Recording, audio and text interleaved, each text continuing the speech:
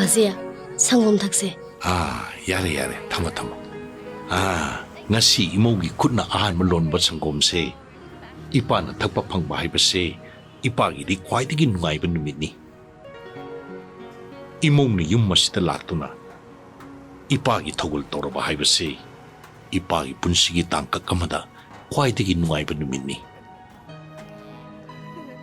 ngasi di ipa na koida wa karahay gi zo pamu zo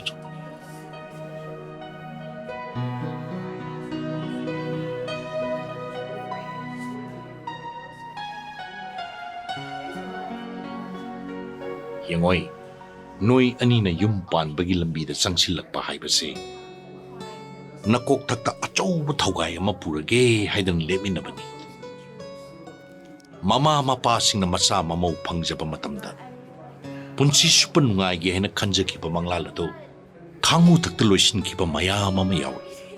Pumna magsing na se, karam na oiraki haibase.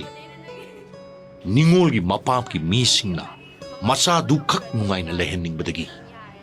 Patta losing tambido na. Masa mayabu pajilaga. Migi mama mapadubu intok do na tambiba konggay amanido. Matanda poksa ba masa do na. Mama mapabu intok pirabada. Panggal sola ba mama mapasing do na. Kanada suwakat lubagam dana. Lanay lingkat na rakliba ahal singis haidang pampum na magdat.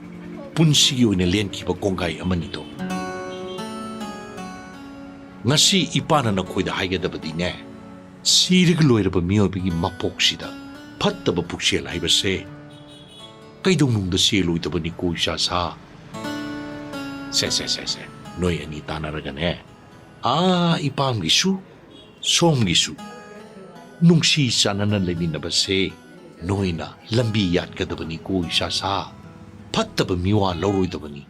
Noi na bu apaba tabak torobadi. Hayeng noi gi nasa na susina duna ne. Noi bu sulu na tawbigadawribani ne. Ipa ipu na hairamba. Kalida kuday kangdabani haibado. Sasa.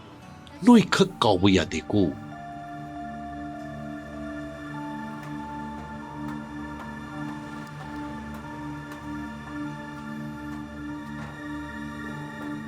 Bazi, aduk patta ba pukchel do.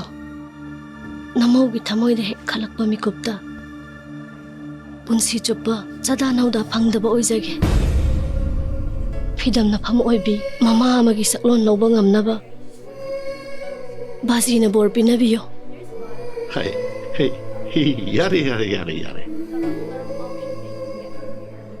Thamoy singlabi imo gi nawa hay tabada ne. Ipa Pele. Afaba machagi mama oiduna ne. Alsingi ne. Togal pangmangamba oijaro ko. Ngasi ipana ne. Thamoy seng na isa singa togjal pirabani ko. So. Nangi na tog jaruro so.